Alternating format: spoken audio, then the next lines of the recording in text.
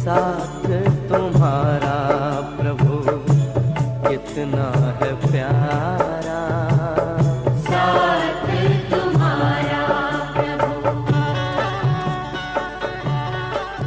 कमाई होती रहेगी बहुत अच्छी, जितना हम समय को सफल करेंगे।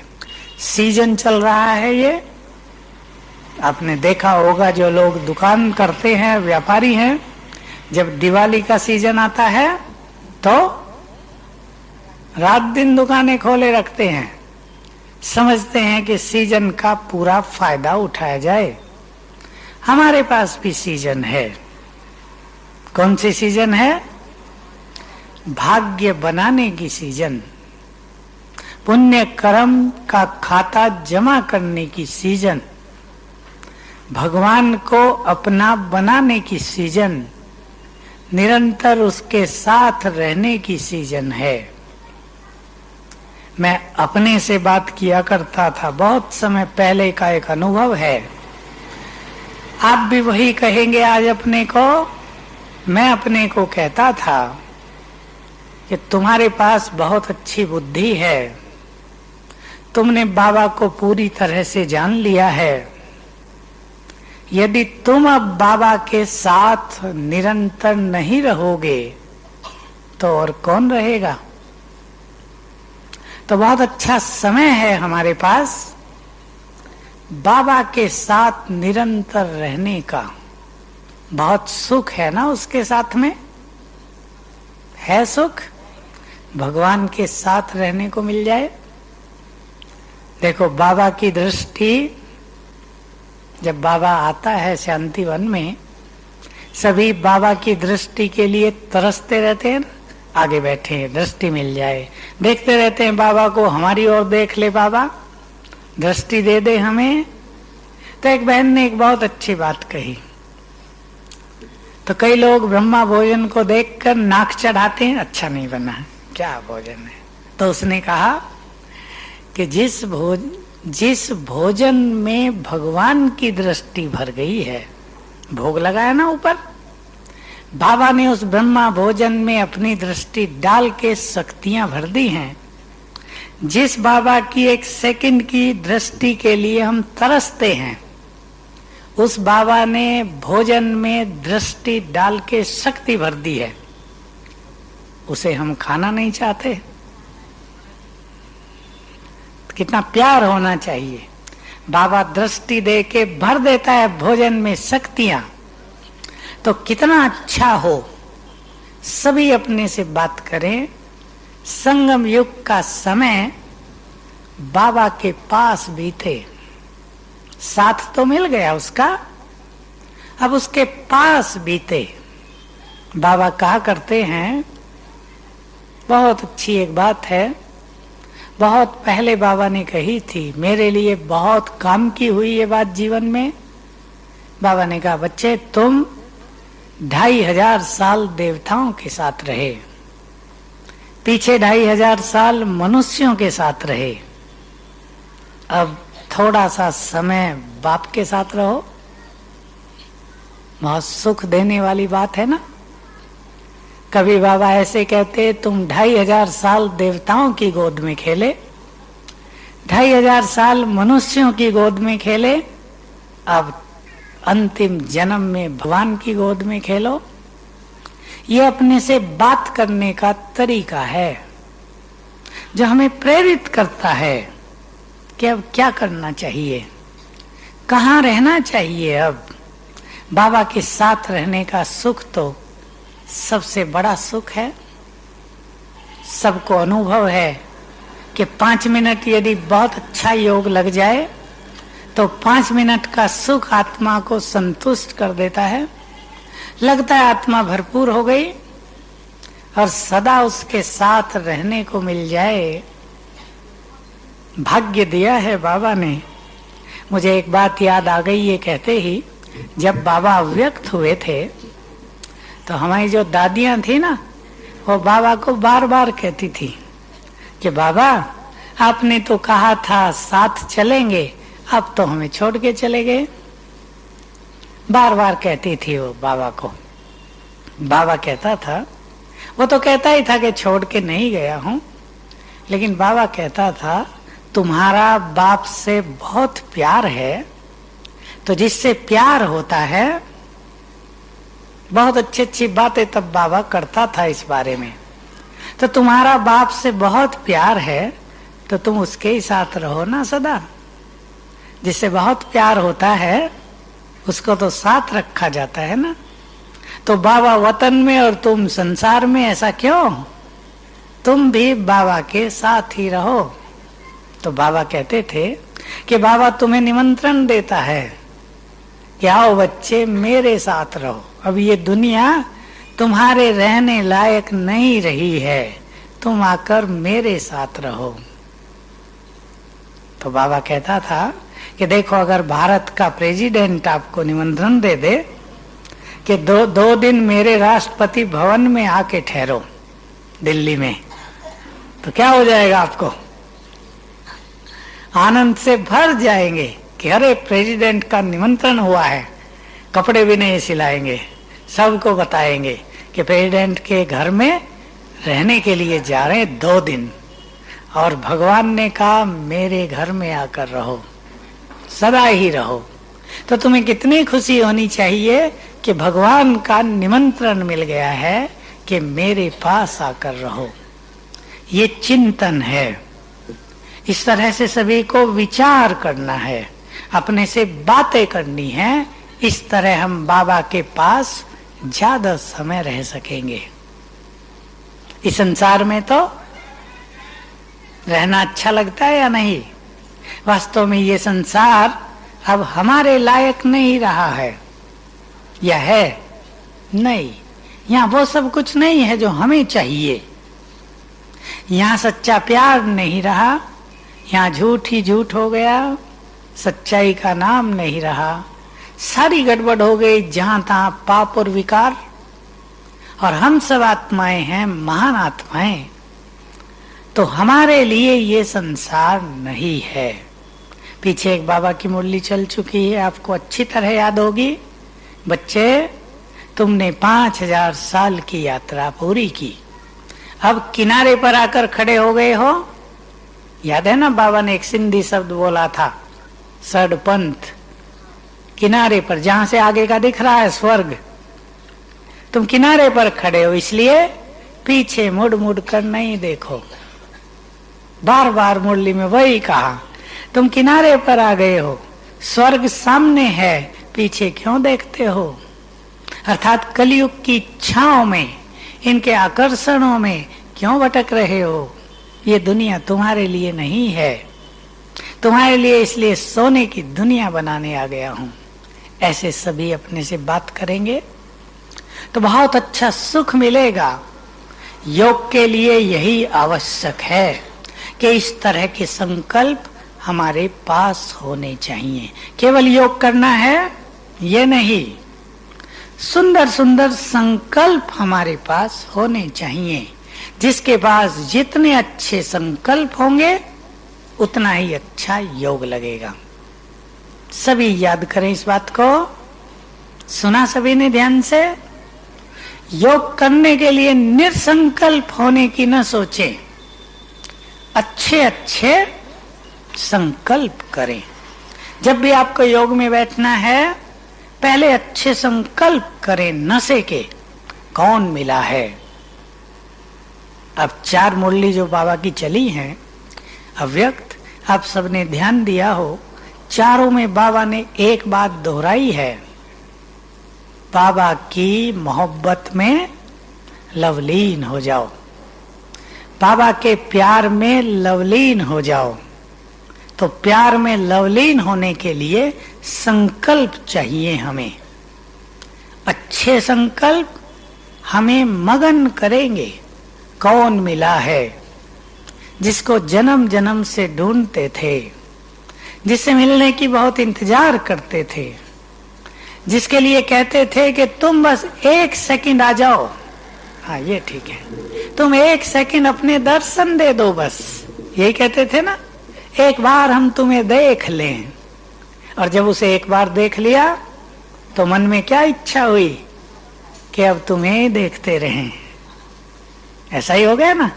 भक्ति में ये कहते थे एक बार दर्शन दे दो सारी मनोकामनाएं पूर्ण हो जाएंगी, और देखते इच्छा हो गई कि तुम जैसा तो कोई नहीं, अब तुम्हें ही देखते रहें।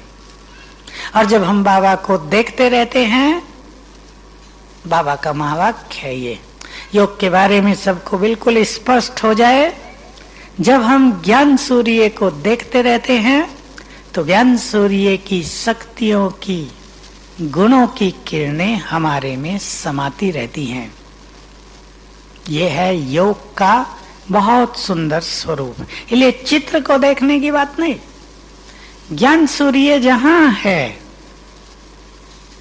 देखो उसे ज्ञान सूर्य के रूप में देखो, तो उसकी संपूर्ण किरणें हमारे में समाने लगेंगी, हमारी शक्तियां बढ़ने लगेंगी, गुण बढ़ने लगेंगे।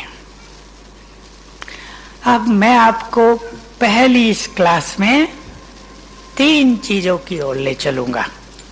हम अभ्यास भी करेंगे साथ साथ, इसलिए मैंने कहा था कि जरा खुले खुले बैठेंगे, अभ्यास भी करेंगे। अभी नहीं खुले हो जाओ तो बैठ गए, अगली बार जब बैठो तो थोड़ा खुला खुला बैठना, जगह है। पहला अभ्यास है बाबा मेरा है। इसमें कुछ अभ्यास की जरूरत नहीं रहती, ये एक नशा है। अब इस नशे की ओर हम सब चलते हैं। मैं आपको अपना बहुत पहले का एक अनुभव सुना दूं, जहां से मुझे इसका बहुत अच्छा आभास शुरू हुआ। बात शायद 71 या 72 की है, 72। माताओं की एक भट्टी चल रही थी मधुबन में, छोटा हॉल था, देखा सभी ने, थोड़ी सी माताएं आई हुई थी। माताओं को देखकर बाबा ने कहा कि तुम भक्ति में कहते थे कि हे भगवान, जब तुम इस धरा पर आओ तो हमें अपना बना लेना। कहा सभी ने, माताओं ने कहा था ऐसा कि जब तुम इस धरती पर आओ हमें अपना बना लेना। तो बाबा ने आते ही क्या कहा, तुम मेरे हो। कितना सुख मिला आत्मा को, महसूस करो सभी। भगवान ने सामने बैठकर कहा तुम मेरे हो, सुख मिल गया ना। इस एक बात को कहकर उसने हमारे कष्ट हर लिए, तुम मेरे हो। फिर बाबा ने कहा मैंने तो आते ही कह दिया तुम मेरे हो, ये नहीं देखा तुम कैसे हो, ये नहीं देखा कितने पाप कर लिए, क्या तुम्हारा हाल हो गया। कह देता है तुम तो बंदर बन गए हो। सचमुच भगवान जब देखता होगा ना हमारे चेहरे, और वो देवताओं के चेहरे देखता होगा, तो उसे लगता ही होगा तो सचमुच बंदर बन गए। देवताओं के चेहरों पर जो तेज है, ज्योति है, नूर है, प्रकाश है, वो आज के मनुष्य के चेहरों पर नहीं रहा है। तो उसने ये नहीं देखा कि हम कैसे हो गए, स्वीकार कर लिया तुम मेरे हो। बाबा ने कहा लेकिन एक बात जो तुमने मेरे से मांगी भी नहीं थी वो भी मैंने दे दी, और वो है मैं भी तुम्हारा हो गया। और देखो मुझे कितना आनंद आया तब जब सामने अव्यक्त बाबा बैठकर कह रहा था मैं तुम्हारा हूं। भगवान सामने बैठकर कहे बच्चे मैं तुम्हारा हूं, है हमारा। जो सर्वशक्तिवान है वो हमारा है। फिर बाबा ने और बहुत अच्छी अच्छी बातें कही आगे चलकर इस बारे में। एक बहुत अच्छी बात कही कि जब तुमने जन्म लिया, अलौकिक जन्म लेते ही मैंने अपनी सारी शक्तियां तुम्हें दे दी। तो जो शक्तियां मेरे पास हैं वो तुम्हारे पास भी हैं। सभी अपने को देखते रहेंगे, अपने से बात करते चलें। जो शक्तियां सर्वशक्तिवान के पास हैं वो सब उसने हमें दे दी हैं, वो हमारे पास भी हैं। सभी देखो अपने को, सबके पास हैं वो शक्तियां। ये नहीं कि किसी के पास कम है, सबके पास हैं। इसलिए हम कौन हो गए? मास्टर सर्व शक्तिवान, शिव शक्तियां। भाई पानी भी रखा देना। शिव शक्तियां हो गए हम, तो सभी शक्तियों से संपन्न हैं। ठीक है, बाबा मेरा है, और उसका जो सब कुछ है वो किसका? बोलो माताएं ध्यान इधर उधर न दें। बाबा का सब कुछ किसका? हमारा है ना। क्या क्या है उसके पास? क्या क्या है उसके पास? सुख, शांति, आनंद, प्रेम, शक्तियां, पवित्रता, वरदान, खुशी, सब कुछ हमारा हो गया। तभी तो भक्ति में हम देते रहते हैं ना, इस देव देवी बनकर। वो सब हमारा हो गया, जो जितना याद करे। ध्यान देंगे इस शब्द पर, जो जितना याद करे कि सब कुछ मेरा है, वो उतना ही भरपूर। खेल सारा स्मृति का है, उसने दे दिया है, केवल हमें याद रखना है सब कुछ मेरा है। और आगे बाबा ने एक बहुत अच्छी बात कही, 5 साल पहले या 4 साल पहले ये बात कही। माताओं के लिए तो विशेष है, भाइयों के लिए भी। बाबा ने कहा, बच्चे बाप को अपने प्यार और अधिकार की रस्सी में बांध कर रखो। किन 2 चीजों में बांधना है? प्यार और वो मेरा है, तो उस पर अधिकार हो गया ना।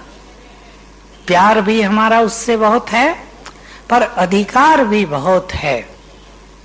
भक्ति में हमने उससे प्यार किया, उस प्यार के बदले उसने अधिकार दे दिया। कोई भी संसार का विद्वान, भक्त, शंकराचार्य ये नहीं कह सकता कि भगवान मेरा है। या कहेगा कोई? किसी को कहना नहीं आता। वो हम सब कहते हैं केवल कि भगवान मेरा है।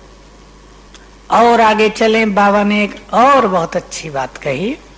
अब ये बात बहुत काम की है सभी भाई बहनों को। बाबा ने कहा, जब बाप तुम्हारा हो गया तो उसे यूज क्यों नहीं करते? 2 भुजा वालों के पास जाते हो। बोलो आगे क्या कहा? याद रखनी चाहिए सबको ये बात। 2 भुजा वालों के पास जाते हो, 1000 भुजा वाले के पास क्यों नहीं आते?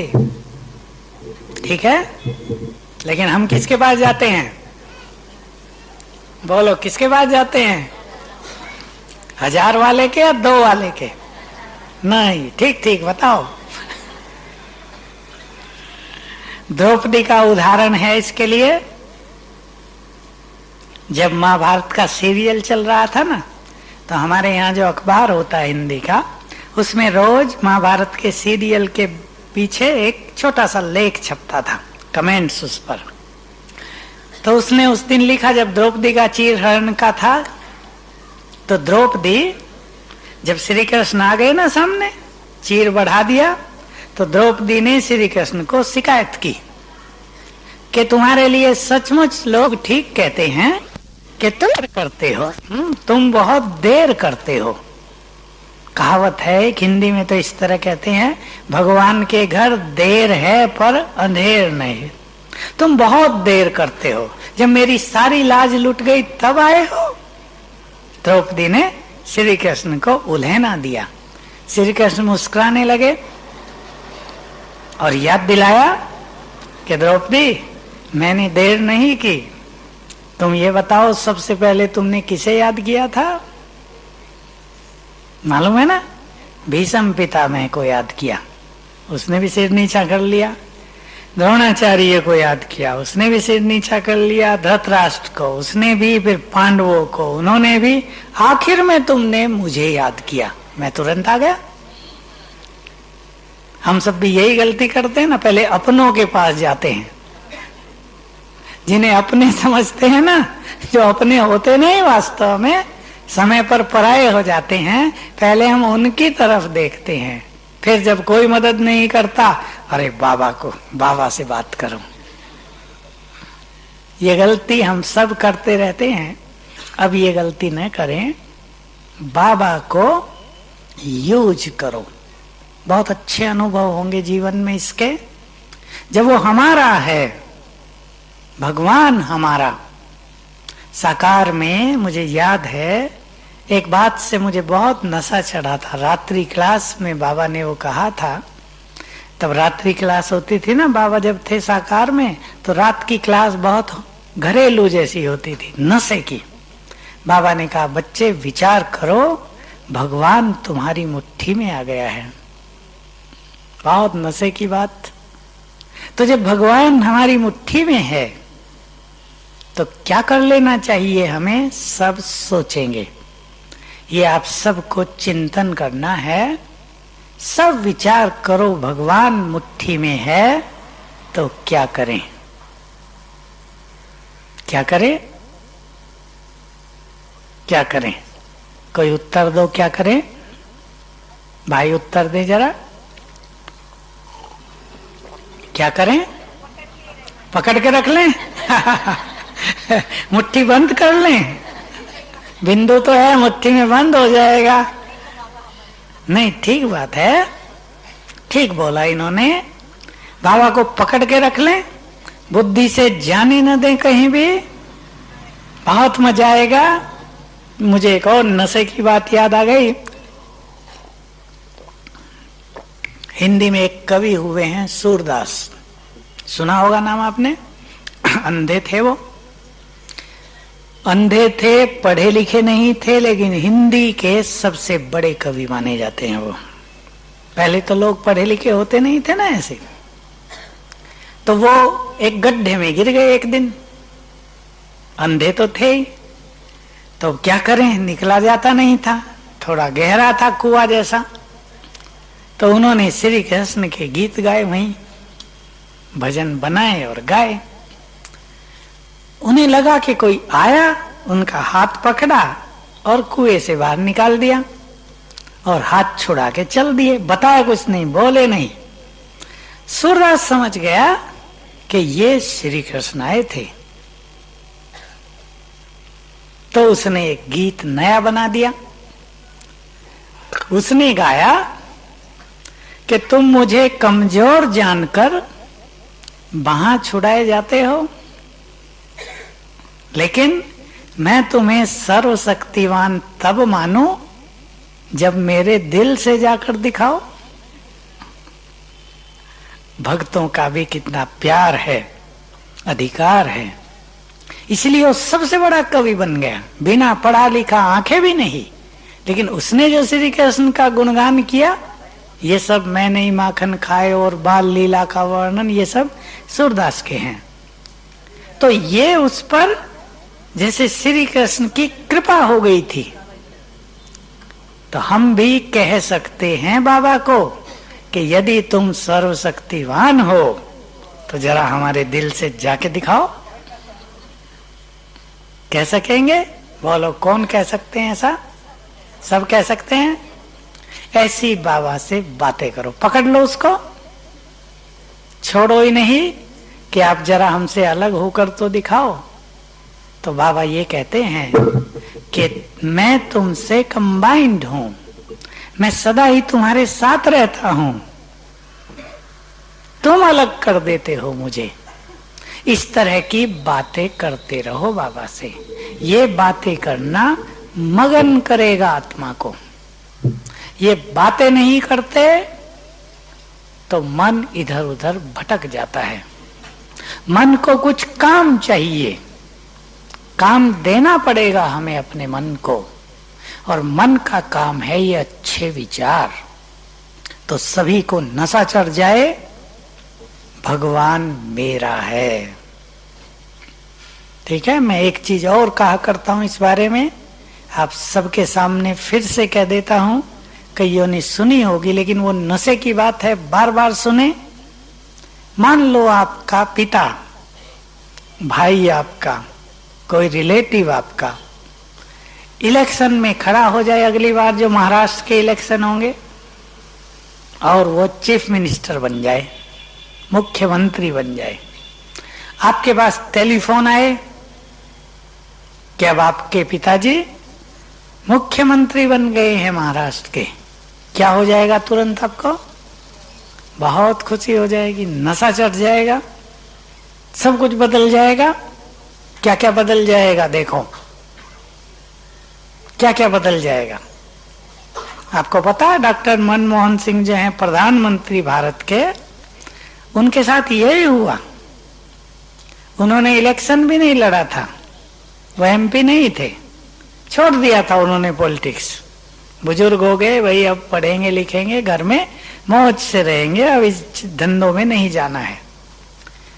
लेकिन जब किसी की मेजोरिटी नहीं आई और सोनिया गांधी को प्रधानमंत्री बनने नहीं दे रहे थे बीजेपी वाले, तो कांग्रेस पार्टी ने सोचा कि भाई मनमोहन सिंह को बना दिया जाए, विरोध नहीं होगा, और उसको प्रधानमंत्री बना दिया गया। उसके घर फोन गया, उसकी पत्नी ने उठाया, उसको बताया गया, पत्नी और उसकी बेटी थी, कि डॉक्टर मनमोहन सिंह प्रधानमंत्री बन गए। वो उसको कहने लगी मजाक भी मेरे से ही करना है क्या तुम्हें, और कोई नहीं मिला? क्योंकि उन्होंने तो इलेक्शन भी नहीं लड़ा था। कि क्या ये तुम बात कर रहे हो, कौन बोल रहे हो? उसने कहा बताया अपना नाम कि मैं कांग्रेस का ये हूँ, मैं सच कह रहा हूँ कि मनमोहन सिंह जी को प्रधानमंत्री चुन लिया गया है। तो फिर भी उसको विश्वास नहीं हो रहा था। फिर उन्होंने दूसरों को फोन करके पूछा कि भाई ऐसा ऐसा फोन आ रहा है, ये ठीक है क्या? फिर तो टीवी रेडियो पे सब पे आने लगा, उनको पता चल गया। तो क्या हुआ होगा उसको सुनते ही? एकदम नशा हो गया, खुशी हो गई, मनुष्य की चाल बदल जाती है, बोलना बदल जाता है, संस्कार बदल जाते हैं, संबंध सब कुछ बदल देता है क्षण भर में। अब आपको पता चल गया कि जो भगवान है, जो शक्तिवान है, जो सभी के दुख हरने वाला है, जो बिगड़ी को बनाने वाला है, वो मेरा है। तो क्या हो जाना चाहिए? सोचो क्या क्या हो जाना चाहिए। लौकिक में तो लोग करते हैं ना कि भाई चीफ मिनिस्टर अपना ही आदमी है, तुम्हें कोई काम पड़े हमारे पास आना। कहते हैं ना लौकिक में तो यही होता है सबसे पहले, कि अब कोई डर की बात नहीं, कुछ भी काम पड़े हमें बताना। अब तो फोन करेंगे, एसपी डीएसपी कलेक्टर सब आगे पीछे भागेंगे। और अब हमें पता चल गया कि भगवान मेरा है, तो क्या हम भी नशे से कह सकते हैं क्या कि भगवान से यदि कुछ काम पड़े तुम्हें तो हमारे पास आना, वो तो अपना डैडी है, हम काम करा देंगे उससे तुम्हारा। बताओ कौन कह सकते हैं ऐसा? कह देंगे, फिर आएंगे लोग आपके पास कि ये बह गया पानी में, ये मर गया, अपने भगवान से कहो इसको जिला दे। हमें नशा हो जाए भगवान मेरा है, ये स्मृति मगन करेगी आत्मा को। इसमें योग लगाना नहीं पड़ता। आपको ये नशा चढ़ गया तो ये समय योग में बीत गया। अब देखो आपको ये नशा हो गया तो ये समय योग में बीत गया। अब देखो आपको ये नशा हो गया ना, ये योग में आपका समय जा रहा है। चाहे आप योग लगाओ या न लगाओ, ये योग हो गया। इसको कहते हैं मगन अवस्था, प्यार में लवलीन हो जाना। इसलिए हम सब की अंतिम योग युक्त अवस्था वो होगी कि हम उसमें योग लगाएंगे नहीं, योग युक्त हो जाएंगे। सभी को ध्यान रखना है ये, अंत में हम योग लगाएंगे नहीं, योग युक्त हो जाएंगे। जिसको विदेही अवस्था कहते हैं, जिसमें हम मगन हैं, बाबा मेरा है, ऐसा सभी बाबा को अपना बनाएंगे और उससे बातें करते रहेंगे। बातें करना बहुत जरूरी है। इसलिए मैं सभी को एक काम देता हूं, अपने जीवन को योगी जीवन बनाने के लिए 5 बार बाबा को टेलीफोन करो। आएगा टेलीफोन करना? माताओं के पास है टेलीफोन? है? कुछ माताएं कह रही है ही नहीं, खरीदा नहीं। कुछ माताओं के पास छोटा सा टेलीफोन नहीं, मोबाइल है नहीं, है। ये तो ऐसा फोन है जो दिखता ही नहीं, जिसमें ऐसा नहीं लगता, चार्ज नहीं कराना पड़ता। फोन है हम सबके पास, मन और बुद्धि। तो 5 बार बाबा से बात करें। जिनके पास मोबाइल है ना, भाइयों के पास तो होते हैं बहुतों के, सारा दिन बात करते रहते हैं। 5 बार बाबा से बात करो, 5 बार करो। बाबा से पूछो, कैसे हो बाबा, क्या कर रहे हो? बताएगा क्या कर रहा हूं इस समय। कम से कम ये तो कहेगा कि तुम्हारी स्थिति को देख के मुस्कुरा रहा हूं, है ना, कि तुम कहाँ हो, अब मुझे छोड़ के कहाँ इधर उधर गए हो, ये देख के मुस्कुरा रहा था। बहुत अच्छी अच्छी फीलिंग्स होंगी बाबा से। 5 बार बाबा से बातें किया करो। लेकिन ये तभी याद रहेगा जब आपस में ज्यादा बातें नहीं करेंगे। अगर आपस में बातें करते रहे तो बाबा तो भूल जाएगा ना उससे बात करना। माताएं आपस में ज्यादा बातें करती हैं, है ऐसा? है या नहीं? जो कहती है नहीं है ऐसा, वो हाथ उठाओ। थोड़ी सी होंगी, देखो 5-7 ने उठाए, ठीक है। मैंने एक जगह पूछा, अभी माताओं का प्रोग्राम था ना, कल वो माताएं इकट्ठी हुई थी लोकमत के ऑफिस में। तो माताएं जब खाली हो जाती हैं तो क्या करती हो? तो सभी हंसने लगी खूब, कि तब आपस में बैठ के और बातें करती हैं खूब, इधर की उधर की। लेकिन बाबा ने कहा अब ये खुद से बात करनी है, जहां बातें हैं वहां बाप नहीं, कहा है ना। अब पूछें हमें क्या चाहिए, बातों का सुख या बाबा का सुख?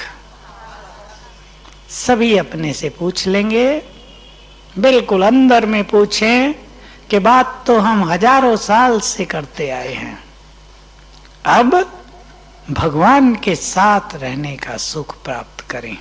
बहुत बड़ा सुख है वो अभी, तो इसकी ओर सभी ध्यान देंगे। एक बात ये। अब दूसरी बात वो है बाप दादा का आह्वान करना। बहुत सुंदर प्रैक्टिस है, सभी ध्यान देंगे इस पर और बाबा को अपने पास बुलाया करेंगे। वो मेरा है, इस नशे के साथ विश्वास रहे कि जब भी हम उसको बुलाएंगे वो आ जाएगा। विश्वास है? बाबा ने खुद वायदा किया हुआ है कि जब भी तुम मुझे बुलाओगे, जिस रूप में बुलाओगे, जहां बुलाओगे, मैं उपस्थित हो जाऊंगा। बहुत सुंदर वायदा है ये भगवान का हम सबके साथ। उसका प्यार ही हमसे इतना है कि बुलाया और आया। कभी तो बाबा इतने अच्छे शब्द बोलता है इस बारे में कि हमें लज्जा भी आ जाती है। कैसे? बाबा कहता है तुम मेरे मालिक हो। जो सबका मालिक है वो सामने बैठकर कहता है तुम मेरे मालिक हो, और मालिक बुलाएं और बाप ना आए, ये हो नहीं सकता। बात नशे की भी है और थोड़ी सी लज्जा की भी, कि वो हमें मालिक कह रहा है। बाप अपने बच्चों को मालिक बना ही देता है। हैं भी मालिक, जो स्वयं मालिक है, इतना महान है वो कि अपना अधिकार हमें दे देता है, तो हजूर हाजिर हो जाता है। इसलिए विश्वास करो कि जब भी बाबा को बुलाएंगे वो आ जाएगा। मेरा इसका अनुभव एक बार से शुरू हुआ। सुनते तो ये बात बहुत समय से थे और मैं क्लासेज में बहुत सुनाता था, क्योंकि गीता में भी ये बात है, परंतु मैं भी इस पर ज्यादा प्रैक्टिस नहीं करता था। एक दिन मैं ऐसे ही किचन में बैठा था, 5 साल पहले की बात है, तो मैं बाबा से बातें कर रहा था। किचन में योग बहुत अच्छा लगता है, ये गर्व की बात भी है। मेरे लिए तो सबसे बड़ा गर्व है कि जैसे ही किचन में बैठता हूँ फर्स्ट क्लास योग लग जाता है। तो मैंने बाबा से बात की। बाबा साकार में किचन में कई बार आते थे, रोज कम से कम 3 बार, कम से कम 4-5 बार भी, 3 बार तो आते थे। खाना खाया, घूमने के लिए किचन में ही आएंगे, फिर शाम को खाना खाया, घूमने के लिए किचन में आएंगे, दिन में उठे रेस्ट करके तो घूमने के लिए किचन से आएंगे। पास ही पास तो था पांडवन में। तो मैंने बाबा को कहा कि बाबा आप साकार में कई बार आते थे, आजकल भी आते हो क्या? तो तुरंत अनुभव होने लगा, जैसे आवाज आ गई ऊपर से कि मैं अब भी ऐसे ही आता हूं। और जैसे बाबा दिखने लगा कि आ गया है, तब से मुझे इसका अच्छा अनुभव शुरू हुआ और मैंने बाबा को बुलाना शुरू किया। बहुत बुलाया मैंने। इसलिए मैं सबको कहता हूं कि संगम युग पर ये वरदान मिला है, अधिकार मिला है, कहते ही भगवान आ जाएगा। देखिए, तो हमारी कल्पना से परे की चीज है ना। न किसी ने सोचा, न किसी को ऐसा हुआ भक्ति में कि भगवान को बुलाएं और वो आ जाए। तो मैंने बाबा का आह्वान शुरू किया और बहुत जगह ऐसा हुआ कि कोई समस्या है, बाबा का आह्वान किया, समस्या खत्म। बीमारी भी है, अकेला हूं मैं, कोई चीज चाहिए मुझे, बाबा का आह्वान किया और कोई ना कोई आ गया देने के लिए। बाबा को बुलाना है सभी को, और सभी माताओं को तो विशेष रूप से बाबा को अपने घर में 5 बार बुलाओ। जिस घर में भगवान आने लगे, क्या हो जाएगा वो? सोच लो क्या बन जाएगा। तो कैसे बुलाएंगे? मैं आपके सामने एक विधि रख रहा हूं, वैसे ही आप बाबा को बुलाया करें। भाई भी, आपको बिजनेस है, दुकान है, उसमें बुला लो। 3, 4, 5 बार बुलाओ, थोड़ी थोड़ी देर, 1-1 मिनट, चाहे 3 मिनट, 5 मिनट। उस स्थान की सभी समस्याएं खत्म होने लगेंगी, आपदाएं विपदाएं आएंगी नहीं। तो कैसे बुलाना है? बात करो बाबा से, बाप दादा दोनों को निमंत्रण दो कि दोनों आ जाओ। माताएं तो तब विशेष रूप से बुलाएं जब भोग लगाएं बाबा को, उसकी चर्चा हम करेंगे बाद में। और देखो, फिर एक सीन देखना है, अभी शुरू करेंगे सभी।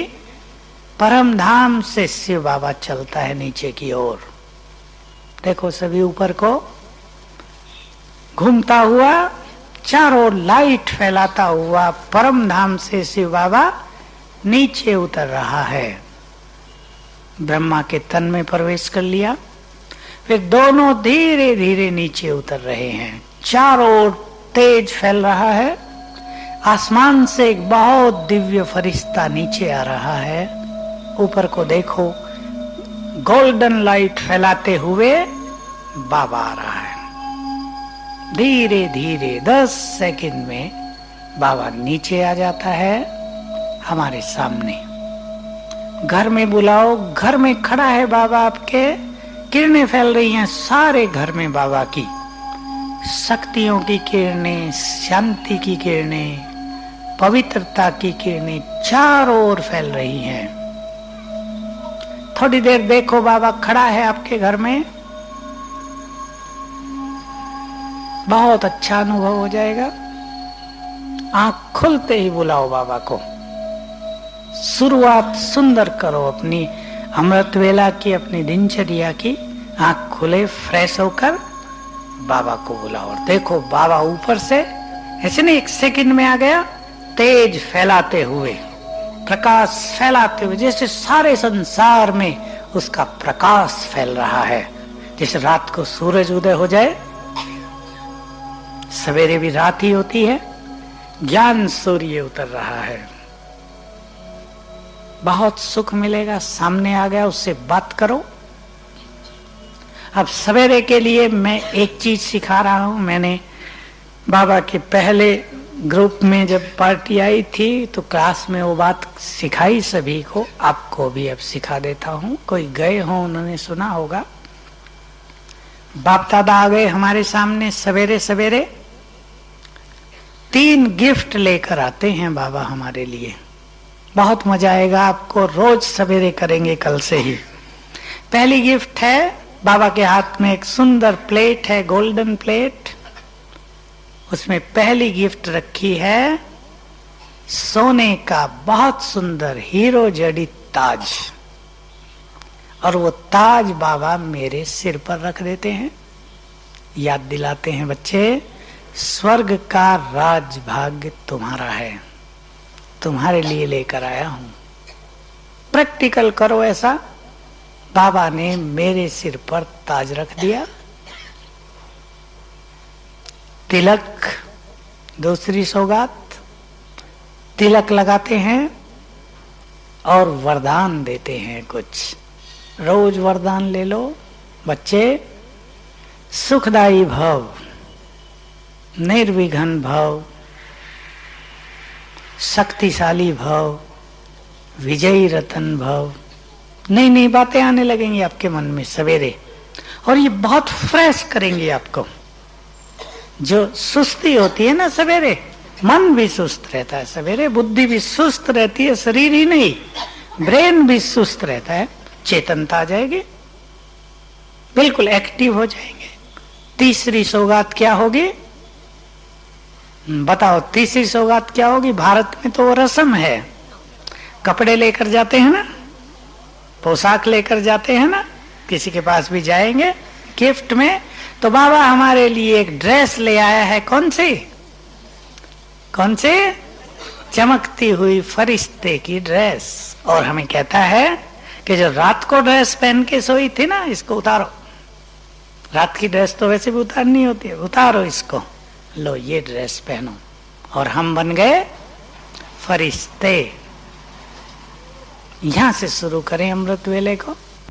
वतन में पहुंच गए, ऐसे बाप दादा का आह्वान करेंगे, सवेरे से शुरू करेंगे, रोज करेंगे, नियम बना लो। पसंद आया? गिफ्ट पसंद आई बाबा की? हैं? ऐसा तो नहीं कहेंगे ये नहीं चाहिए, कुछ और ले आओ? नहीं, बहुत अच्छे गिफ्ट हैं। ताज सिर पर आ जाए और क्या चाहिए? फरिश्ते की ड्रेस। फरिश्तेपन पर हम चर्चा करेंगे फिर, क्योंकि बहुत जरूरी है वो सब्जेक्ट। फरिश्ता क्या है? हम सबको फरिश्ता बनना है। 5 बार आह्वान करेंगे सोते हुए। सोने के समय बाबा को बुलाओ, और कुछ भी मन के बोझ हो, टेंशन हो, कोई परेशानी हो, परिवार में समस्या हो, वो बाबा के आगे रख दो कि इसको अपने साथ ही ले जाओ। अब बहुत अच्छा लगेगा आपको। लगेगा आप अपने मन की बात बाबा को कह देते हैं तो बाबा ने वो बात हर ली, ऐसा सुंदर अनुभव हो जाएगा। इसलिए जिनका भगवान हो, जिन्हें स्वयं सर्वशक्तिवान साथ दे रहा हो, जो उसकी छत्र छाया में पल रहे हों, उन्हें चिंताओं में, बोझ में, समस्याओं में जीवन जीने की जरूरत नहीं। नहीं तो कहेगा ना वो कि मैं तुम्हारा था। लोग नहीं कहेंगे हमें, तुम कहते हो भगवान हमारा और परेशान होकर घूमते हो। क्या फायदा फिर भगवान का तुम्हारे साथ रहने से? जब वो हमारा है तो वो सब कुछ हर लेता है। केवल हम देना सीखें उसे। रोज ये आदत डाल दो, 3 बार दिन में बुलाओ, कोई भी टाइम निश्चित कर लो, 3 बार बाबा को भी दिन में बुलाना है। ठीक है भाई, बुला सकेंगे? क्लियर है ना ये बात? बहुत सुंदर अनुभव होंगे। चाहे आप 1 मिनट के लिए बुलाओ, आधा मिनट के लिए बुलाओ। मैं आपको एक छोटा सा अनुभव बताऊं। अभी अभी की बात है, मैं भट्टी कराने के हैदराबाद की तरफ गया था, आंध्र में। तो जब आ रहा था तो कुछ गलत फहमी से हम लेट हो गए प्लेन में। एक पुलिस में बहन काम करती है वहां एयरपोर्ट पे, उसने हमें बताया 7:15 प्लेन है। तो हम निश्चिंत थे, भाई वो बहन तो वहां काम करती है। फिर भी हम पता नहीं क्या संकल्प हुआ, 6:15 बजे वहां पहुंच गए। प्लेन था 6:30 बजे। वहां जैसे ही हम पहुंचे तो पता चला कि अब सामान तो नहीं अंदर जा सकता, बंद कर दिया गया ना, प्लेन में सामान चढ़ा के उसको बंद कर दिया। तो वहां का जो इंचार्ज था उससे कहा कि भाई गलत फहमी हो गई है, आप भेजो सामान। कहा इम्पॉसिबल। मैनेजर के पास गए, कहा हो ही नहीं सकता। फिर इंचार्ज के पास, वो भाई जो हमारे साथ थे 2, नहीं हो सकता। अब मैं ज्यादा सोच नहीं रहा था, तो उन्होंने कहा तुम तो जा सकते हो पर सामान नहीं जाएगा। और सामान ऐसा था जो मुझे ले जाना था। तो मुझे तुरंत याद आया, मैंने बाबा का आह्वान किया कि तुम आ जाओ ना। और जस्ट मैं कहा ही कि तुम आ जाओ, और उसने कहा अच्छा जाने दो जाने दो। मुझे लगा ये क्या आश्चर्य है। तो हमने जो सामान हटा लिया था फिर से उनके वहां रख दिया कि भाई जाने दो। ये तो ऐसा वंडरफुल अनुभव था, ये बात 2 मास पहले की है, कि मैं भी सोचता रहा अभी तो मैं कहा ही था कि बाबा आ जाओ, और एक काम भी हो गया। शायद वो बिना आए ऊपर से ही कह दिया होगा कि जाने दो। ऐसे बहुत सारे अनुभव होते हैं। कई बार कई लोग बहुत बहस करने लगते हैं ज्ञान से।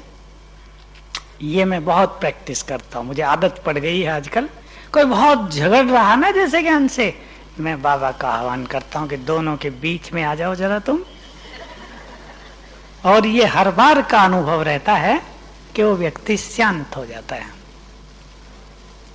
तो ये अनुभव हमें बार बार याद दिलाते हैं कि भाई बाबा से बड़ी शक्ति तो कोई है ही नहीं ना, तुम उसको यूज करो। अभी अभी भी मैं आया तो क्या होता है, हम लोगों को जरा एकांत में रहने की, मुझे एकांत में रहने की बहुत आदत है।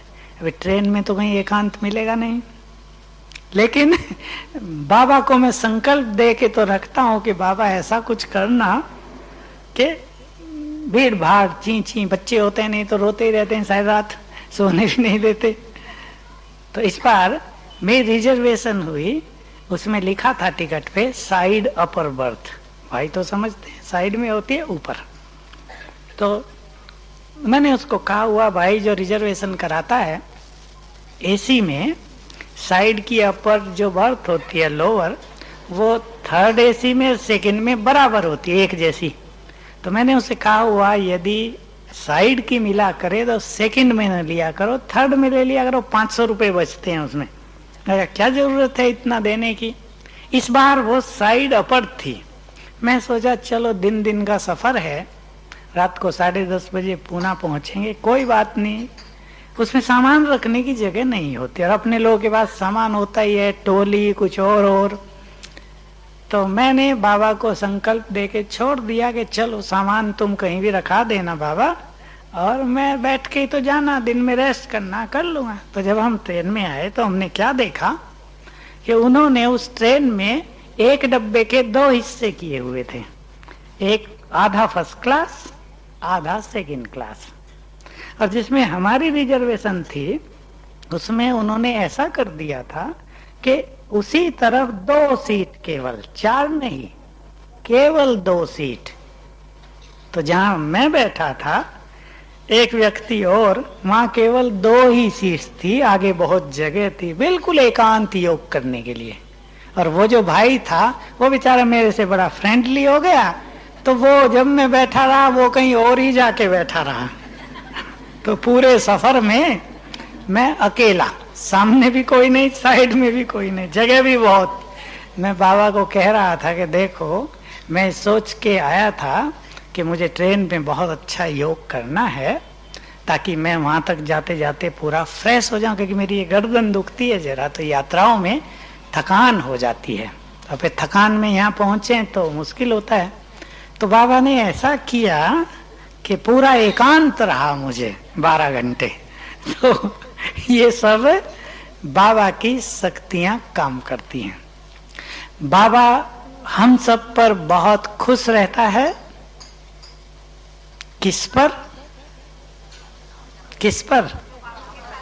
जो बाबा के साथ रहते हैं, जो बाबा की आज्ञाओं का पालन करते हैं, जो सच्चा दिल रखते हैं, जिनका हृदय शुद्ध है।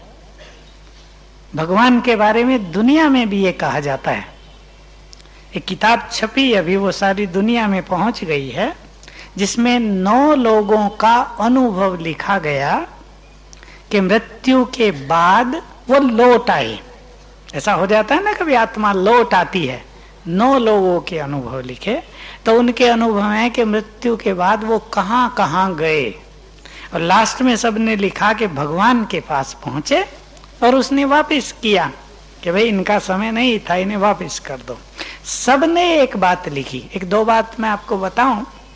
उसने लिखा, लेखक ने, कि सभी ने एक बात कही कि भगवान अपने सभी बच्चों से बहुत प्यार करता है। उसका जो प्यार है, इंग्लिश में वो शब्द है अनकंडीशनल लव, बिना शर्त के प्यार है, अनकंडीशनल लव। भगवान का सबसे प्यार बिना शर्त के है। दूसरी बात कही कि भगवान के दरबार में किन लोगों का महत्व है। ये सब 9 के 9 ने कहा था। भगवान के पास उन लोगों का महत्व है जो बहुत पवित्र हैं, जो दयावान हैं, जो सभी को बहुत सहयोग करते हैं, जो चरित्रवान हैं, जिनके मन में सभी के लिए बड़ी अच्छी भावनाएं रहती हैं। तो कहा, उसने जोड़ा था 1-2 ने, कि जो नेता लोग हैं, नेताओं के लिए भी कहा था, उन्हें वहां कोई नहीं पूछता। जो धनवान हैं उन्हें भी वहां कोई नहीं पूछता। ये 5 क्वालिटी उन्होंने वर्णन की थी कि भगवान के पास किन लोगों का महत्व होता। आत्मा तो यूज नहीं करते सब, क्योंकि आत्मा बन के वहां वो नहीं जाते, सूक्ष्म शरीर में जाते हैं। तो उन्होंने कहा जिनके पास दया है, सबसे प्रेम है, सहानुभूति है, सबके लिए सहयोग की भावना है, शुभ भावनाएं हैं, जो चरित्रवान हैं, उनका भगवान के पास बड़ा महत्व है। तो बाबा भी यहाँ उन सब से बहुत प्यार करता है जो निर्मल हो गए हैं। आप मुरलियों में देख रहे होंगे, बहुत मुरलियों में पिछले 2 साल से 2 शब्द बहुत आ गए, उन पे हम चर्चा करेंगे यहाँ पर। निर्माण और निर्मल। निर्मल शब्द पहले बाबा नहीं बोलते थे, अब 2-3 साल से बहुत बोल रहे हैं। अब चारों मुरलियों में, अव्यक्त में, दोनों धारणाएं आई, निर्माण और निर्मल। तो ऐसा बाबा जो हमें बहुत प्यार करता है, उसका हम आह्वान किया करेंगे। ठीक है, अब इस बात को यहीं खत्म करते हैं। तीसरी प्रैक्टिस, ये प्रैक्टिस हम साथ साथ करेंगे भी और थोड़ी चर्चा भी करेंगे। बाबा ने हम सभी को 5 स्वरूपों का अभ्यास करने के लिए कहा है। जानते हैं भाई कौन सा 5 स्वरूप? भाई लोग नहीं जानते, माताएं जानती हैं, जो जानती हैं हाथ उठाओ। 5 स्वरूप नहीं जानते? जानते हैं आप। पहला स्वरूप अनादि स्वरूप। अनादि स्वरूप कौन सा हमारा? नहीं, देवी देवता नहीं, आत्मा। आत्मिक स्वरूप को अनादि स्वरूप कहते हैं। फिर से अच्छी तरह सीख लेंगे ये बात, अभी बाबा ने सिखाई है और ये पूरा स्वदर्शन चक्र का अभ्यास है। कईयों को ये प्रश्न उठता ही है कि स्वदर्शन चक्र कैसे घुमाएं, तो सभी स्वदर्शन चक्र घुमाना सीख लेंगे। अब उसमें ये 5 स्वरूप आते हैं। पहला स्वरूप अनादि, दूसरा स्वरूप आदि, आदि में क्या थे हम? देवी देवता। तीसरा स्वरूप, हाँ माताएं सभी ध्यान दें, तीसरा स्वरूप पूज्य स्वरूप। कौन सा है आपका पूज्य स्वरूप? है देवता तो आदि स्वरूप हो गया, वो भी पूज्य है। और कौन सा स्वरूप है आपका पूज्य? जिनकी मंदिरों में पूजा होती है, दुर्गा, सरस्वती, अम्बा, ये सब इष्ट देवियों के स्वरूप हैं। पुरुष रूप में भी होती है, गणेश, हनुमान, विष्णु और भी छोटे छोटे देवता बहुत हैं। चौथा स्वरूप है ब्राह्मण स्वरूप, हमारा वर्तमान स्वरूप। और 5वां फरिश्ता। ये 5 हमारे स्वरूप हैं। अंत में हम फरिश्ता बनेंगे और फरिश्ता बनते ही चले जाएंगे ऊपर, तो पूरा चक्र हो जाएगा। आत्मा ऊपर से नीचे उतरी, आत्मा, फिर देवता बन गई, दूसरा 2 युग देवता रहे, तीसरे युग में हमारी पूजा होने लगी, इष्ट देव देवी। 5वें युग में हम ब्राह्मण बन गए, अंत में फरिश्ते बन जाएंगे, फिर आत्मा बनकर वापस, फिर नीचे। ये पूरा चक्र हो गया। ये स्वदर्शन चक्र हम घुमाएंगे। ये 5 स्वरूपों का अभ्यास है। इसमें क्या करना है सभी को? योग अभ्यास करते हुए हमारे पास जो 2 शक्तियां हैं, मन और बुद्धि, दोनों को हमें यूज करना है। मन संकल्प करेगा और बुद्धि उस स्वरूप को देखेगी। बुद्धि तीसरा नेत्र है ना हमारा, वो उस स्वरूप को देखेगी। भक्ति में और योग में ये अंतर रहा। कोई आपसे पूछते हो ना, भक्ति जो करते हैं, तुम भी तो भगवान को याद करते हो, हम भी करते हैं, भगत लोग ऐसा कहते हैं। लेकिन भक्ति में भगवान की केवल महिमा करते हैं, मन से, मन को यूज करते हैं, संकल्प करते हैं, लेकिन परमात्मा के स्वरूप का ज्ञान नहीं है। इसलिए उसके ज्योति स्वरूप से बुद्धि को नहीं जोड़ते। हमें योग में दोनों काम करने होते हैं, मन से संकल्प, बुद्धि से उसके स्वरूप को देखना। तो बुद्धि से जब हम बाबा के स्वरूप को देखेंगे, ज्योति, तो उसकी सारी शक्तियां हम में आने लगेंगी। इसको एक उदाहरण से आप बहुत क्लियर समझ लें, ये बात आपको दूसरों को समझाने में भी काम आएगी। जिस चीज को भी हम देखते हैं उससे हमारा संपर्क हो जाता है। अब यहां हम बैठे हैं, हम आसमान में चमकते हुए सूरज को देखें, देख सकते हैं यहां से? यहां से दिख तो नहीं रहा सूरज, कैसे दिखेगा? बुद्धि से। जैसे ही हम बुद्धि से सूरज को देखेंगे, उससे हमारा संपर्क हो गया और उसकी संपूर्ण एनर्जी, उसकी गर्मी, उसका प्रकाश हमारे अंदर आने लगेगा। यदि कोई इस तरह 15 मिनट सूरज पर एकाग्र कर दे तो गर्म हो जाएगा, शरीर भी गर्म हो जाएगा, आंखों में लाइट आ जाएगी, ज्योति बढ़ जाएगी आंखों की। ये स्वतः ही होगा। आप फूलों को देखते हैं, लाल लाल फूल चमक रहे हैं, उनसे आपका तुरंत कांटेक्ट हो जाता है मन का, उनके वाइब्रेशंस मन में आने लगते हैं। आप देखेंगे आपको कोई चीज बहुत, कोई रंग बहुत पसंद होता है, किसी को हरा रंग पसंद है, किसी को लाल है, किसी को सफेद है, नीला है, पीला है, गोल्डन है, सबके अलग अलग रंग होते हैं ना। इसका कारण है कि अलग अलग रंग से अलग अलग वाइब्रेशंस निकलते हैं। तो जिसके मन को जैसे वाइब्रेशंस खींचते हैं वैसा ही रंग उसे पसंद होता है। हम भी जब बुद्धि से शिव बाबा को देखते हैं, चित्र नहीं उसका, शिव बाबा जहां है परम धाम में, उससे हमारा संपर्क हो जाता है। उसकी शक्तियां, उसकी शांति, उसकी पवित्रता हम में आने लगती है, हमारी बढ़ने लगती है। उसकी शक्तियां, उसकी शांति, उसकी पवित्रता हम में आने लगती है, हमारी बढ़ने लगती है। ये सिंपल तरीका है योग को समझने का। अगर केवल उसकी महिमा की जाए, उसके स्वरूप पर बुद्धि न लगाई जाए, तो उससे प्राप्तियां नहीं होंगी। ये हो रहा है भक्ति में। क्लियर है ना भक्ति और योग का अंतर? वो भी भगवान को याद कर रहे हैं, लेकिन उसके स्वरूप का पता नहीं। एक बात ये सभी को याद रखनी है। दूसरा, हम अपने जिस स्वरूप को देखेंगे, देव स्वरूप को देखेंगे हम अपने, तो देवताई संस्कार इमर्ज होंगे, प्रकट हो जाएंगे हम में, देवताई संस्कार आने लगेंगे।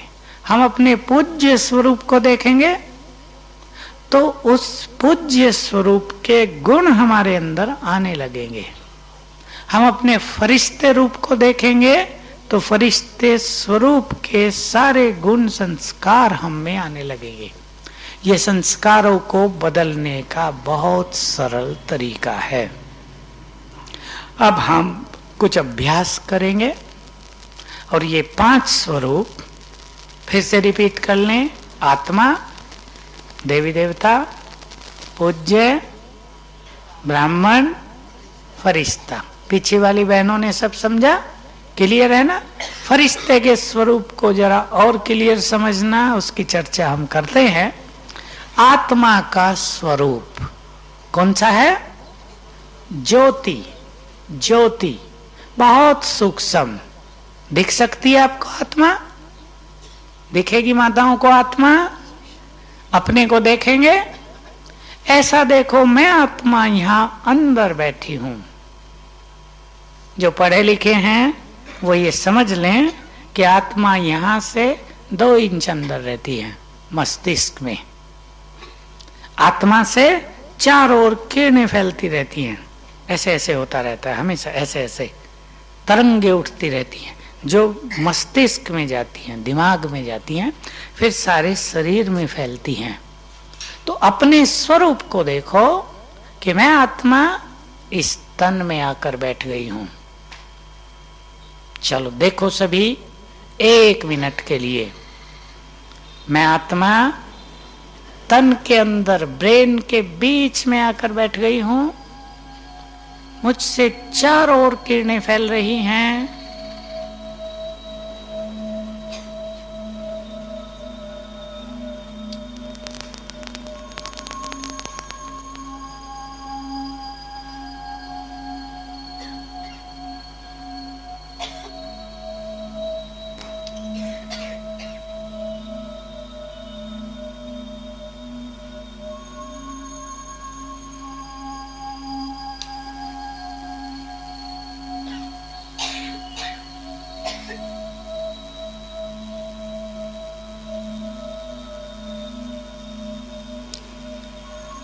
दूसरी प्रैक्टिस करेंगे इसी के साथ। मैं आत्मा परम पवित्र हूं। मुझसे चारों ओर पवित्रता की किरणें फैल रही हैं। देखो अपने को अंदर बैठा, चारों ओर सफेद किरणें फैल रही हैं।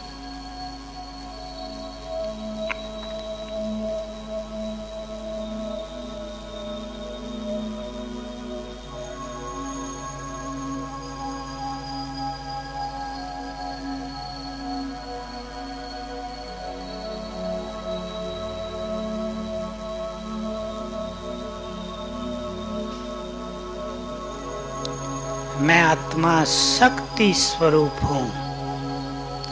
मास्टर सर्वशक्तिवान ज्योति हूं। मुझसे चारों ओर शक्तियां फैल रही हैं।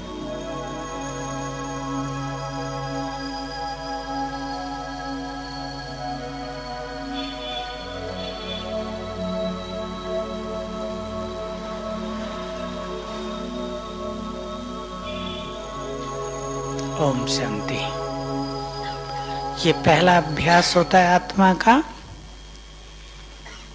मैं फिर से आपके सामने एक संकल्प रिपीट कर दूं, ध्यान से सुन लेंगे तो आपकी योग की समस्याएं खत्म हो जाएंगी।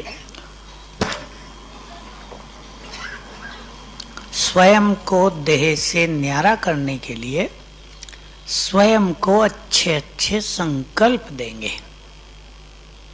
ध्यान देने की बात है, स्वयं को अच्छे अच्छे संकल्प देंगे। चाहे आप लिख लें अपने पास बैठ के क्या क्या संकल्प देने हैं, रटे रटाए संकल्प नहीं। जैसे मैं आत्मा इस देह की मालिक हूं, ये एक संकल्प है बहुत सुंदर। मैं आत्मा इन कर्मेंद्रियों की मालिक हूं। थोड़ी देर ठहर जाओ, वो संकल्प देके अनुभव में जाओ। मैं आत्मा सर्व शक्तियों की मालिक हूं। मैं आत्मा इस तन में अवतरित हुई हूं, आई हूं। अभ्यास करेंगे। मैं आत्मा भ्रकुटी सिंहासन पर हूं, फिर परम धाम में हूं। अब हम ये ड्रिल करेंगे, 2 मिनट के लिए करेंगे, कई बार करेंगे। मैं आपको केवल इतना कहूंगा, भ्रकुटी सिंहासन पर। सभी अपने को भ्रकुटी सिंहासन पर देखेंगे। फिर मैं आपको कहूंगा परम धाम में। सभी देखेंगे मैं आत्मा चमकती हुई ज्योति परम धाम में हूं। चलो अभी तैयार हो जाओ 2 मिनट के लिए।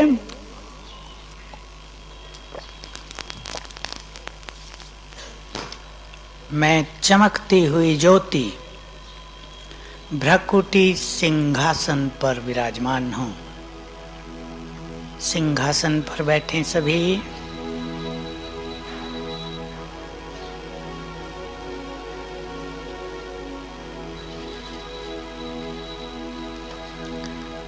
मैं चमकती हुई मणि परम धाम में हूं। संपूर्ण मुक्त अवस्था में हूं। परम धाम की संपूर्ण शांति मुझ में समा रही है।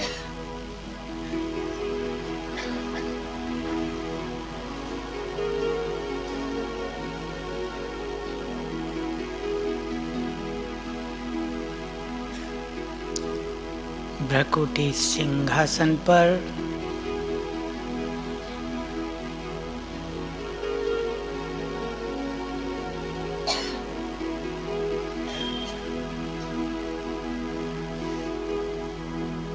मूल वतन में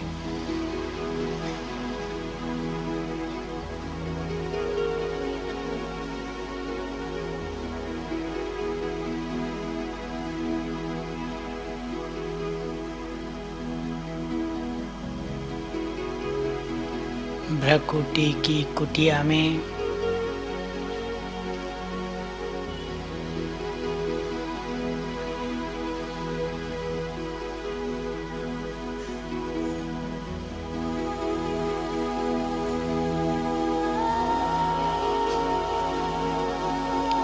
मुक्ति धाम में मुक्त अवस्था में निराकारी स्वरूप में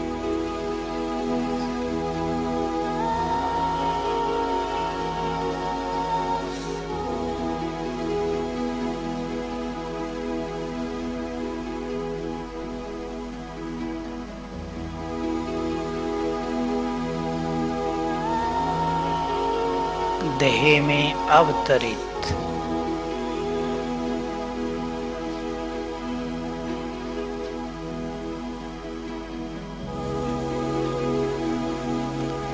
ओम शांति।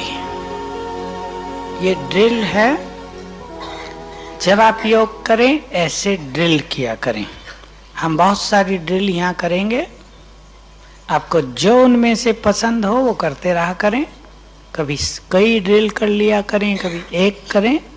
ये पहली ड्रिल है। आपको याद हो बाबा ने इस बार भी कराई थी और बाबा की मुरलियों में बहुत आ गया है कि जो ये ड्रिल करेंगे 1 सेकंड में देह में 1 सेकंड में परम धाम में वो विजयी रतन बन जाएंगे, सबसे महान।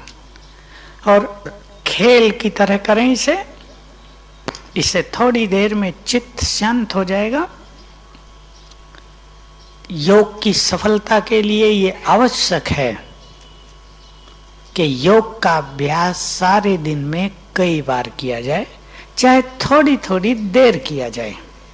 बाबा इसको कहते हैं अशरीरी होना ऐसे है जैसे शक्ति का इंजेक्शन लगा देना है। 2-3 सेकंड में इंजेक्शन लग गया, शक्ति आ गई। ये भी 5-7 सेकंड का अभ्यास। आप लक्ष्य बना लो कि 10-10 सेकंड हमें प्रैक्टिस करनी है कई बार, तो ऐसा लगेगा कि बीच बीच में आत्मा को इंजेक्शन लगा दिया गया, ताकत आ गई। और ये शक्ति हमें समस्याओं से मुक्त रखेगी। ये शक्ति आपके चित्त को एकाग्र करेगी, मन का भटकना बंद हो जाएगा, तनाव नहीं रहेगा, परेशानी अब खत्म हो जाएगी। परेशानी तब है जब मन कमजोर है और वो उलझ जाता है कहीं ना कहीं। अब दूसरी चीज, दूसरा स्वरूप कौन सा है? दूसरा स्वरूप, चलो गीत बज गया ट्रैफिक कंट्रोल का। बाबा की किरणों के नीचे बैठे करो, मुक्ति धाम तुम्हें जाना है। अपने सुकर्मों के बल पर ही सतयुग में तुमको आना है। अब दूसरा अभ्यास, पहला अनादि स्वरूप, दूसरा, हाँ बोलो, मैं पक्का करा देना चाहता हूँ आपको, आदि स्वरूप। बोलेंगे तो नींद भी नहीं आएगी। कुछ माताओं को नींद आ रही ना, 12 बज गए ना, 12 बजे नींद आती है। जरा भट्टी के दिनों में ये भी ख्याल रखना, ब्रह्मा भोजन जरा कम खाना। ऐसे नहीं ब्रह्मा भोजन है तो जरा, घर में तो ब्रह्मा भोजन नहीं होता, यहाँ है तो जरा अच्छी तरह खा लें। लास्ट दिन खा लेना खूब जाने से पहले। अभी जरा ध्यान रखना है ताकि नींद ना आए। दूसरा स्वरूप, पीछे की बहनें बोले दूसरा स्वरूप, आदि स्वरूप। क्या थे हम आदि में? विचार करो। अब इस फीलिंग की ओर चलना है सबको, एक बहुत सुंदर अनुभव में चलना है सबको। हजारों साल हम देवी देवता रहे, हजारों साल, 2-4 दिन नहीं। देवताओं के संपूर्ण संस्कार, सारे गुण, प्योरिटी, शक्तियां हमारे अंदर हैं या नहीं? आज यदि किसी मनुष्य को, मैं सोचा करता हूं, शिव बाबा किसी हम में से किसी भाई या बहन को 1 हफ्ते के लिए देवता बना दे, क्या हो जाएगा? वो पूरा जीवन देवता हो जाएगा। हो जाएगा ना ऐसा? 1 हफ्ता यदि किसी को देवता बना दिया जाए, और हम सभी, बनाने की बात नहीं, 2500 साल देवता थे, 2500। अपना वो स्वरूप सामने लाओ, वो सब कुछ हमारे अंदर है। ये जो बाद के संस्कार आ गए, जिन्हें माया के कहते हैं, पाप कर्मों के कारण आ गए, इनको छोड़कर जरा उस स्वरूप को देखो जो 2500 साल हमने बिताया है। 1 जन्म लिया, छोड़ा, दूसरा, तीसरा, चौथा, जन्म जन्म देवता रहे।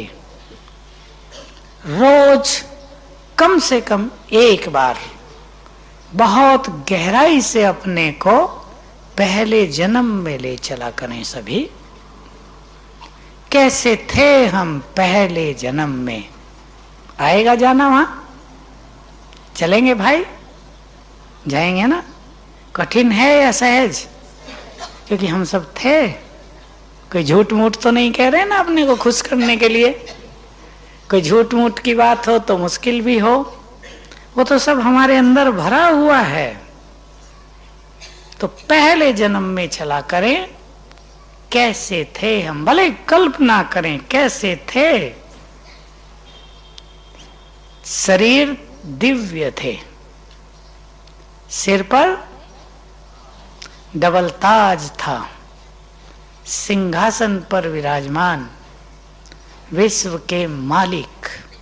सीन लाओ वो, सोने के महलों में प्रकृति का संपूर्ण सौंदर्य, सब कुछ सतो प्रधान, रोग शोक दुख शांति कुछ नहीं। कलयुग का तो शायद एक भी डिपार्टमेंट नहीं होगा वहां सतयुग में। सोचो, न पुलिस, न हॉस्पिटल, न डॉक्टर, न इस तरह के स्कूल कॉलेज, न इंजीनियरिंग, और दुनिया भर के जो आजकल धंधे चल रहे हैं ना, वहां होंगे ही नहीं। इसलिए बहुत सुख है, चिंतन नहीं है ज्यादा, अपने उस स्वरूप को सामने लाओ। तो अब हम पहले 1 मिनट देवता बनेंगे सभी। चलो सभी पहले जन्म में पहुंचो, मैं कुछ संकल्प आपको दूंगा, उसमें स्थित होते चलो। अब मैं आत्मा ये शरीर छोड़कर देव स्वरूप में जाऊंगी। पहला जन्म देव रूप में होगा, जिसमें सिर पर होगा डबल ताज। सभी डबल ताज धारण करें, सिंहासन पर विराजमान, सामने देवी देवताओं की सभा,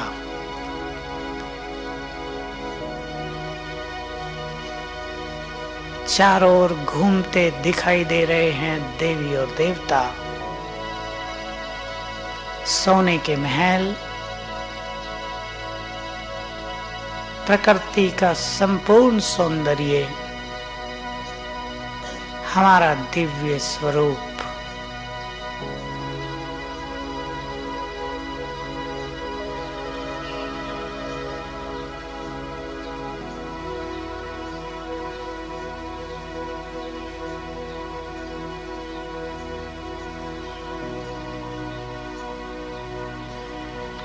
ओम शांति। बनते हैं सभी देवता, जो जो बन गए हो हाथ उठाओ। अच्छा, तो सभी बन गए, फिर तो आपका नगर देवनगर बन जाएगा। अब अहमद शब्द छोड़ दो, इससे अहमद मुसलमानों का शब्द था, कोई मुस्लिम राजा हुआ होगा ना, या उसने अहमद जोड़ दिया, ये देवनगर था। तो सभी देवी देवता हो जाएंगे। इस स्वरूप को एक बहुत अच्छा समय होता है, रात को जब आप सो रहे हो ना, याद करो, बिल्कुल देवता बनकर सो जाएंगे। दिन में रेस्ट करना हो, याद करो, ये ऐसे अपने फिक्स कर दो, लिख के रख देना घर में। सोने से पहले ये अभ्यास करेंगे, उठते ही बाबा का आह्वान करेंगे। ऐसी बहुत सारी चर्चा हम और भी करेंगे। तो अलग अलग कर्म में अलग अलग अभ्यास निश्चित करके लिख के रख दो अपने घर में, वो अभ्यास करते रहना है। इस अभ्यास को हम फिर किया करेंगे। अब 3 स्वरूप भी शेष कर देते हैं, फिर समाप्त करेंगे क्लास को। तीसरा स्वरूप है हमारा पूज्य इष्ट देव देवियां। हम बहनों को कहूंगा, मैं सभी ऐसा संकल्प करेंगे मैं दुर्गा हूं। भाई संकल्प करेंगे मैं गणेश हूं। महाराष्ट्र में गणेश की ज्यादा पूजा है। मैं विघ्न विनाशक हूं। देवियां भी विघ्न विनाशक ही होती हैं। अष्टभुजाधारी हूं। संकल्प करेंगे मंदिर में हूं, जहां मूर्ति रखी है ना, सोचो मूर्ति गुम हो गई, वहां से मैं हूं अष्टभुजाधारी। सामने हजारों भक्त हैं, मेरी भ्रकुटी से सकाश निकलकर सब पर पड़ रही है। अब हम ये अभ्यास करते 1-2 मिनट के लिए। चलो सभी अपने इस देव स्वरूप में स्थित हो जाएं। अष्टभुजाधारी दुर्गा, विघ्न विनाशक गणेश, मंदिर में स्थित सामने हजारों भक्त जय जयकार करते हुए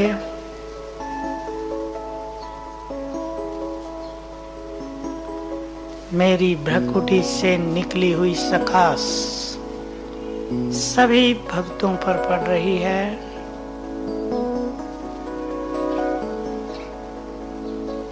मैं परम पवित्र हूँ, विघ्न विनाशक हूँ, सुखदाता हूँ, कल्याणकारी हूँ।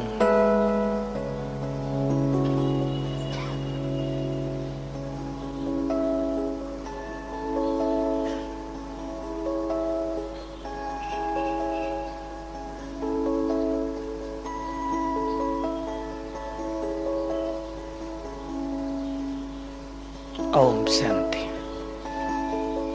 सहज हुआ। बार बार की प्रैक्टिस नए नए अनुभव कराएगी और आपको याद रहे कि जिस स्वरूप का बार बार अभ्यास करेंगे विनाश काल में क्या होगा, आपका वही स्वरूप दूसरों को दिखाई देगा।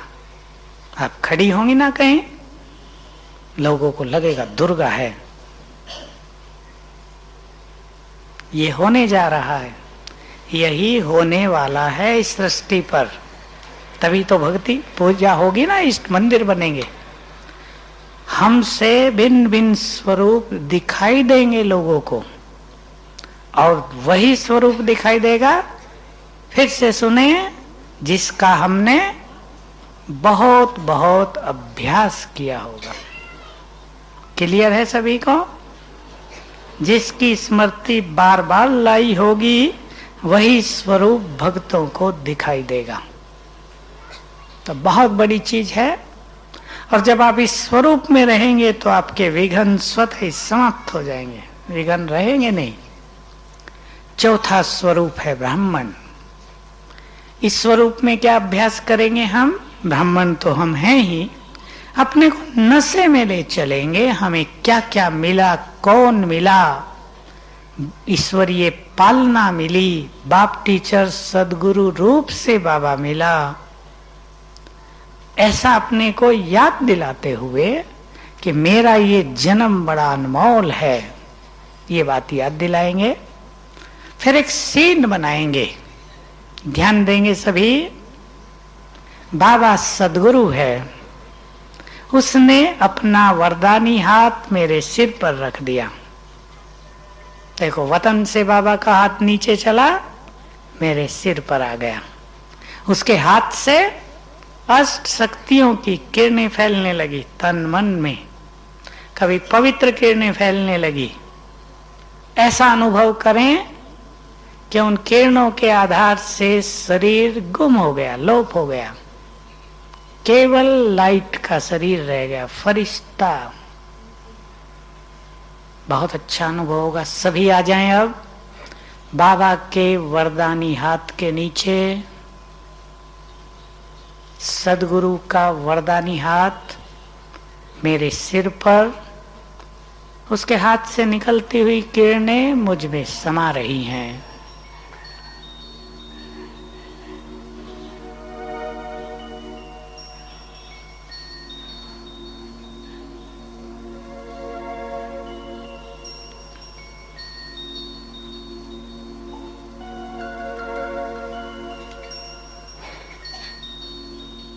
ओम शांति। बहुत सुखदायी अभ्यास है ये, बहुत सुखदायी। कभी भी आप संकल्प कर लें, जरूरी नहीं 5 स्वरूपों का अभ्यास कर रहे हो, एक ही स्वरूप का अभ्यास कर लें। सदगुरु का हाथ सिर पर, उससे किरणें निकल रही हैं। आपको लगेगा बाबा का हाथ सदा ही मेरे सिर पर रहता है, सदगुरु का हाथ सिर पर रहता है। 5वां स्वरूप है फरिश्ता। गहरा सब्जेक्ट है फरिश्ते का, बहुतों को समझ में नहीं आता फरिश्ता क्या होता है। देवता नहीं फरिश्ता। उसने सोचा फरिश्ता सो देवता होता है, इसलिए देवता। फरिश्ता क्या होता है? फरिश्ता कोशिश करेंगे समझने की। मैं कुछ बताता हूं आपको। हम जो कुछ सोचते हैं, सभी बहुत ध्यान से सुनेंगे, क्योंकि ये बातें किसी को पता नहीं है। ब्राह्मण परिवार में भी हम जो कुछ सोचते हैं, हमारे संकल्प, उनका प्रकाश सारे शरीर में फैलता रहता है। हम जो कुछ सोचते हैं, उनकी किरणें चारों ओर भी फैलती हैं, ऊपर नीचे दाएं बाएं, और शरीर में फैलती हैं। वो प्रकाश होता है, संकल्पों का प्रकाश। उससे शरीर के अंदर सूक्ष्म शरीर बनता रहता है। जैसा ये स्थूल शरीर है, वैसा ही सूक्ष्म शरीर निरंतर बन रहा है। बाहर का शरीर लोप होने लगेगा। जो समझ रहे हो बहुत अच्छा रहेगा। जितना जितना बाबा से शक्तियों का प्रकाश आएगा, सूक्ष्म शरीर का तेज उतना ही बढ़ेगा। अंग अंग शीतल हो जाएंगे।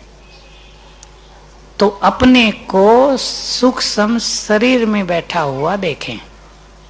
हमारे अंग अंग से किरणें फैलती हैं। लाइट का शरीर है, लाइट फैलती रहती है चारों ओर। मैं आपको एक बहुत सुंदर दृश्य दे रहा हूं, आप उस पे ध्यान दें। आप ऐसा सोचें कि मुझसे दूर, 50 फुट दूर, मेरा संपूर्ण फरिश्ता स्वरूप खड़ा है। घर में जाके भी करना ये अभ्यास। मेरा संपूर्ण फरिश्ता स्वरूप खड़ा है मेरे सामने। उससे किरणें फैल रही हैं चारों ओर, रंग बिरंगी। उसके ऊपर बाबा की किरणें पड़ रही हैं। सामने देखो आप, बाबा की किरणें पड़ रही हैं, उससे किरणें फैल रही हैं। ये मेरा स्वरूप है, बस मैं ये हूं। जैसे वो शरीर मेरी ओर बढ़ता है और मुझ में समा जाता है। मैं और वो एक हैं। ये है फरिश्ता स्वरूप। ठीक है। इस फरिश्ते स्वरूप में देह का बंधन खत्म हो जाता है और हम डबल लाइट हो जाते हैं, संपूर्ण पावन हो जाते हैं। कोई बंधन हमें बांधता नहीं। और ये स्थिति आने पर जीवन के सभी बंधन, सभी संस्कार, कोई समस्या, कोई विघ्न, ये कुछ नहीं रहते हैं। इसका अभ्यास हमें बहुत बढ़ाना है। इसलिए बाबा हमेशा स्वमान देते हैं, अपने को फरिश्ता समझो। तो अभी कुछ देर सभी अनुभव करें जैसे मैं लाइट के शरीर में हूं। इसको अनुभव करने के लिए एक बहुत अच्छा दूसरा सीन आप ले लें। आप में से सभी मधुबन गए होंगे, शांतिवन गए होंगे। अब देखो, आप यहां नहीं हैं, वहां अव्यक्त बाबा के सामने बैठे हैं, बिल्कुल सामने। चलो, मधुवन में, शांतिवन में अव्यक्त बाबा के सामने वो आपका फरिश्ता स्वरूप है। बाबा दृष्टि दे रहे हैं।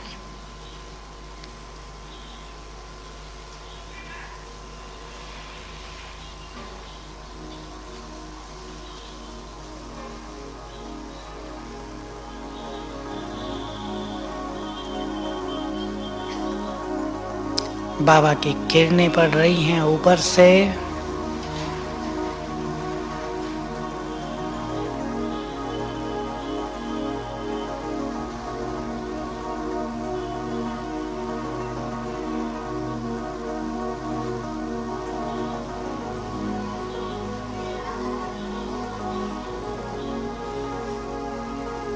ओम शांति। होता है, थोड़ी सी प्रैक्टिस से ये स्वरूप क्लियर होता जाएगा। इसके और भी कुछ प्रैक्टिस है, उसको हम बाद में करेंगे। अभी क्लास यहीं समाप्त कर देते हैं। ये 5 स्वरूप हैं जिनका योग बिल्कुल न लगता हो, वो इन 5 स्वरूपों का अभ्यास करें। पहले एक एक सेकंड, मैं आत्मा, देवता थी, पूज्य थी, अब ब्राह्मण हूं, फरिश्ता बनूंगी। जल्दी पूरा हो गया। फिर इस टाइम को बढ़ा दें।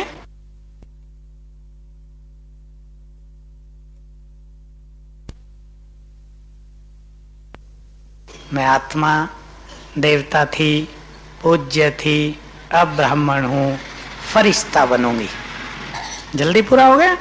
फिर इस टाइम को बढ़ा दें, मैं आत्मा। अब अपने को आत्मा देखो, 3 सेकंड। फिर मैं देवता, 3 सेकंड।